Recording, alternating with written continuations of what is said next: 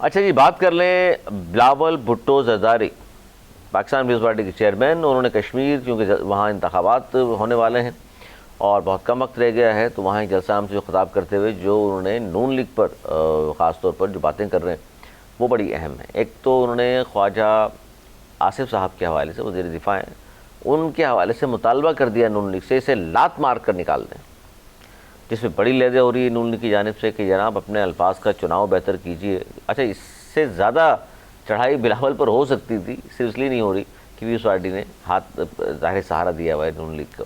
तो बिलावल का एक कहना कि भाई लात मार के निकाल दें, वजह क्या है इतना गुस्सा करने की? एक तो ये बात। दूसरी बात, फिर एहसन इकबाल साहब ने कहा है जी कश्मीर के लोग कश्मीर को कराची नहीं बनने देंगे, कश्मीर को लाहौर जैसा वो देखना चाहते हैं।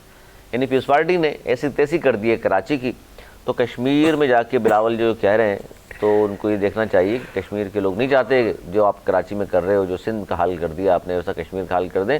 वो चाहते हैं लाहौर जैसा खूबसूरत सड़कें बेहतरीन बना करके दिखाएं। तो उन्होंने कहा असल बिलावल को जो बात करनी चाहिए थी, सच्चाई हो ये बयान करनी है। सर, ये हुआ क्या है नून लीग के और पीपल्स पार्टी के दरमियान? साथ हुकूमत भी कर रहे हैं और इतने ख़तरनाक बयान कि बिलावल ने तो यहाँ तक कह दिया कि जी लात मार कर निकालते हैं। और राना सनाउल्लाह साहब ने फरमाया कि बिलावल की तकारीर हालात ख़राब कर सकती हैं।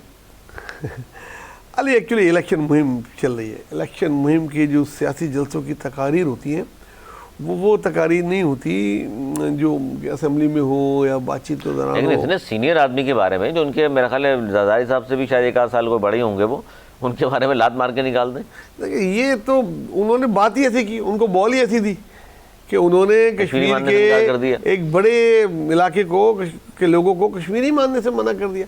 अब जितना ज़्यादा वो इस बात को उजागर करेंगे, जितना ज़्यादा उस बात को लेकर तनकीद करेंगे, उस इलाके से तो वो स्वीप करेंगे। ठीक है ना, उनको तो नून लीग को तो उधर से वोट पड़ना नहीं है। अब बजाय भाई उनका एक वजीर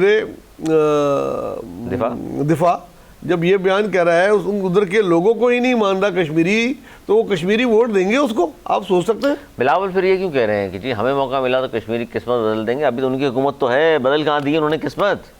अब ये कहा जाता है, देखिए वो मेरे ख्याल में इनको बीच में मिली है, पहले किसी और की थी, चेंज होकर मिली, बीच में मिली इसलिए कुछ कर नहीं पा रहे। ठीक है ना, 6 माह की हुकूमत उनको मिली है इधर, 6 माह की। तो कौन से अच्छे प्रोजेक्ट कर लिए 6 माह में? 6 माह में कोई अच्छे प्रोजेक्ट हो भी नहीं सकते ना। अपने जिन हालात में दिए हैं, जिन हालात में यही दावे किए जाते हैं इलेक्शन में, और क्या कर सकते हैं? यही दावे किए जाते हैं। हुकूमत मौजूद हो, आपको पता है इलेक्शन होने वाले हैं, तो आप उससे पहले कोई ना कोई इनिशिएटिव तो देंगे लोगों को अपनी तरफ राग़िब करने के लिए, एक अच्छा मौका मिल जाता है उनको। हाँ, तो वो इसीलिए कह रहे हैं कि हम अगर हमें हुकूमत मिली तो हम ये कर देंगे, वो कर देंगे। लेकिन वो नून लीग वाले बता रहे हैं कि भाई ये जो बता रहे हैं ना आपको, कराची लाहौर में मैं आ रहा हूँ।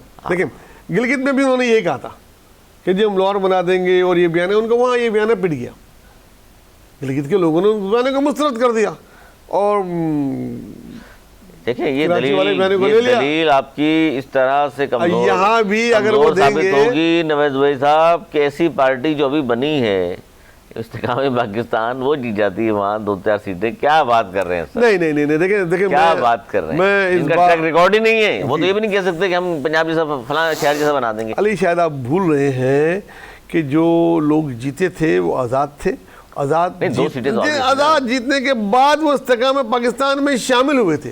उनका वहाँ ऑलरेडी बहुत बड़ा कद था, वो पहले भी जीत चुके थे और पाकिस्तान में शामिल किए, मतलब हो गए समझ तो गए होंगे आप। तो इस्तेकाम पार्टी के शामिल कराए गए, हाँ, ये जो कहना चाह रहे हैं शामिल किए, कराए गए या खुद हो गए, जो भी है। वो इतना बड़ा कोई उनका मादी तो है नहीं इस्तेकाम पाकिस्तान के, उसके उस पर इलेक्शन लड़ते तो वो जीत जाते। अच्छा, अब याद होगा आपको कि कश्मीर के हवाले से बिलावल और फजल रहमान साहब की मुलाकात हुई थी और कहा था हम साथ वहाँ पर चलेंगे कश्मीर के हवाले से। इसी के बाद मौलाना साहब का बयान आ गया। बिलावल ने कहा जी सबसे पहले मैं मजम्मत करता हूँ, इस तरह का बयान नहीं देना चाहिए था, मौलाना को क्या हो गया, हमारी डेडलाइन है। अब लग रहा है आपको भी साथ चलेंगे? नहीं, बिल्कुल नहीं। देखिए, सियासत में एक्सेस बैगेज कैरी नहीं किया जाता।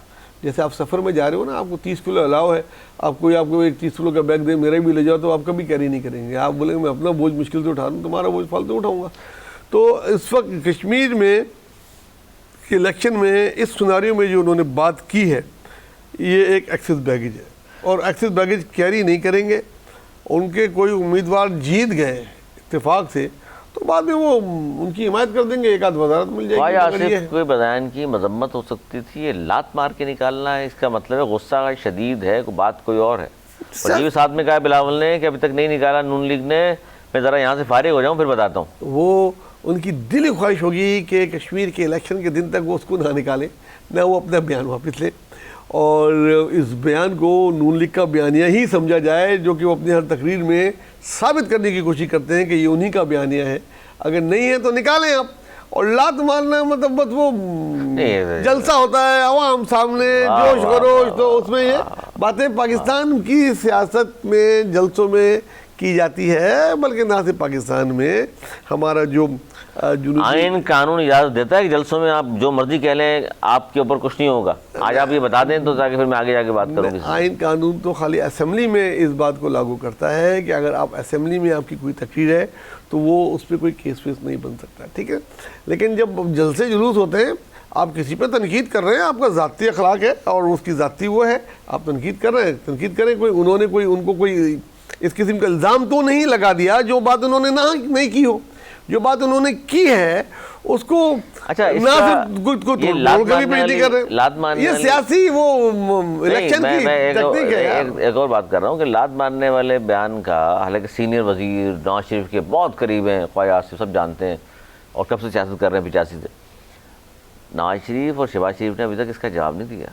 नहीं देंगे पंजाब। लेकिन कल जलसा है मुजफ्फराबाद में और मियाँ साहब को दोबारा धूप लगाने के लिए निकाल के लेके जा रहे हैं मुजफ्फराबाद। बड़ी ज्यादती कर रहे हैं मियाँ साहब के साथ, गिलगित में भी ज्यादती की थी, फिर नाराज होकर चले गए थे और अब फिर कश्मीर में उनको इस एज में लेके आ रहे हैं और उस जगह लेके आ रहे हैं जहाँ उनकी अभी कोई है ही नहीं। बेकार में उनको एक सिम्बोलिक है, उनको वो रखते और वो आएंगे भी तो आप देख लीजिएगा, हम उनकी तकरीर पर डिस्कस कर रहे होंगे और वो मुझे क्यों निकाला से स्टार्ट करेंगे, जहाँ उनकी सुई एक जगह रुक गई है। तो मुझे अच्छा लगता है आपको? मुझे नहीं निकालते, मैं अभी से बता रहा हूँ तकरीर, आप लिख लें पॉइंट मेरे, मुझे नहीं निकालते तो आज कश्मीर में ये हो गया होता, मुझे नहीं निकालते तो आज कश्मीर में ये हो गया, मुझे निकाला, मुझे क्यों निकाला। अच्छा मेरा पॉइंट ये है कि मियां साहब इक़्तिदार के लिए कि मेरी पार्टी को इक़्तिदार वहाँ मिल जाए तो चल के जा रहे हैं कल जलसा करने। पिछले 1 महीने से हालात ख़राब थे, आप नहीं समझते 3 बार के वज़ीर-ए-आज़म को वहाँ जाकर बैठना चाहिए था और उनके दरमियान मुज़ाकरात करा के हालात बेहतर कराते? यार बहुत पहले बैठना चाहिए था, और जिस किस्म के हालात थे इसमें मतलब आप इलेक्शन के लिए जा सकते हैं, बिल्कुल दो बंदे लड़ रहे हैं वहाँ पर, उनके दरमियान में सुलह नहीं करा सकते आप? बिल्कुल करानी चाहिए थी और उनको ख्वाजा आसिफ को भी कहना चाहिए था कि यार ये तुम क्या बात करते हो। मैं ये देखूंगा कि वो ख्वाजा आसिफ के बयान को किस तरीके से वो करते, खुद अपने आप को भी कश्मीरी कहते हैं ना ये, तो खुद किस तरह आप दूसरे को कह सकते हो कि कश्मीरी नहीं है। नवाज शरीफ को मुश्किल में डाल रहे हैं। और मैं आपको बता रहा था पंजाब की सियासत चेंज हो रही है, जो जलसा होने वाला है 25 जुलाई 4 दिन के बाद।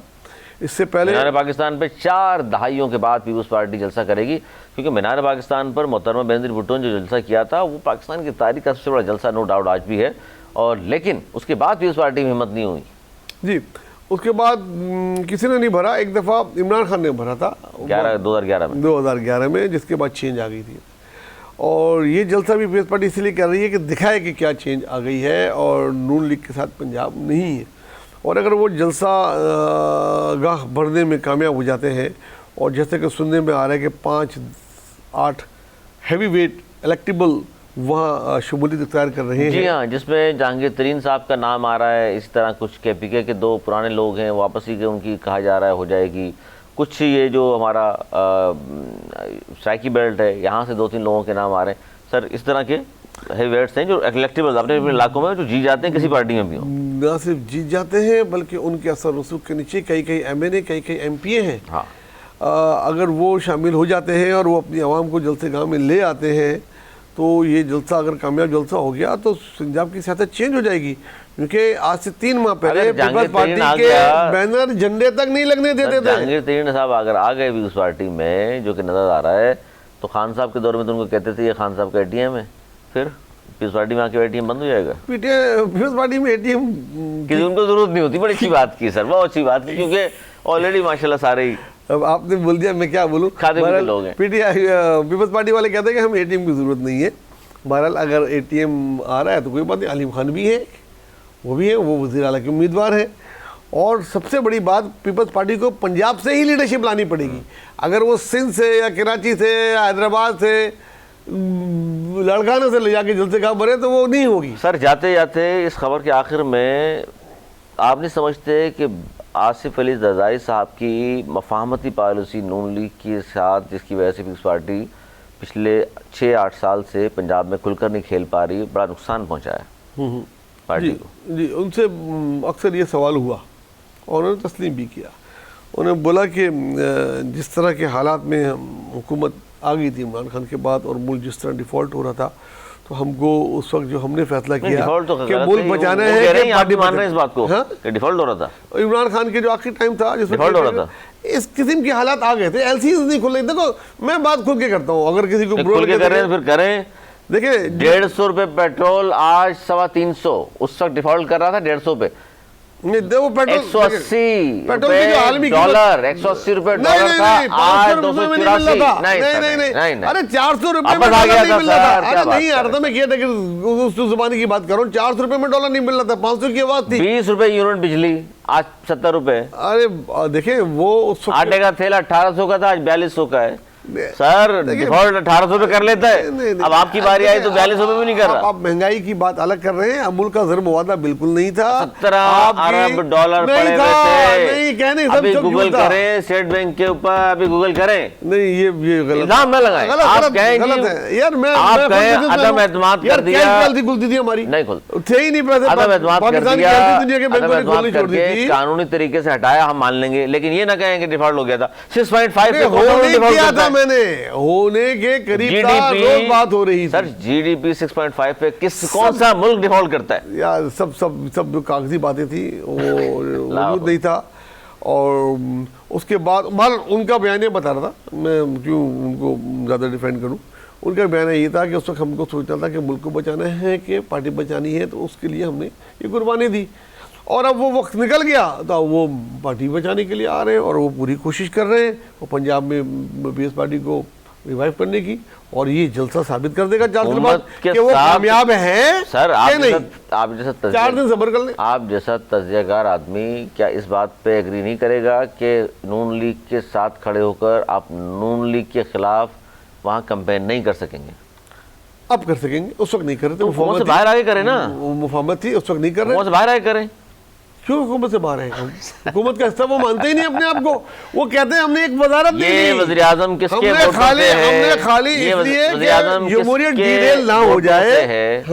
ये वज़ीर आज़म किसके वोट से बना हुआ है? बता रहा हूँ ना, वो ये कह रहे हैं कि ताकि मुल्क डिरेल ना हो जाए जमहूरियत से, इसलिए हमने सहारा दिया हुआ है। हम उनकी पॉलिसी का हिस्सा नहीं है, हम तनकीद करते हैं और बारहा तनकीद करते नजर आए हैं आपके सामने उस पर खड़े होके।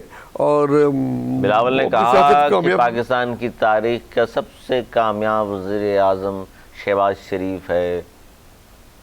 क्या होगा मैं इनकार नहीं कर सकता, उस वक्त क्या होगा अब उनके नजर में नहीं है। अब बदल जाता है, अब सियासत सही है, बदल जाता है। ये सियासत है अली, पॉलिटिक्स यार, पॉलिटिक्स में ना कोई मुस्तकिल दोस्त होता है ना मुस्तकिल दुश्मन। हाँ आपने देखा ये। और ये दोनों, मैंने उस वक्त भी कहता था जब पीटीआई आई थी कि देखें ये वक्ती तौर पे एक पार्टी आ गई है दोनों के बीच में, ये भले साथ मिल जाए, मुस्तकबिल में मुकाबला पीपल्स पार्टी का और नून लीग का है और रहेगा जब तक है।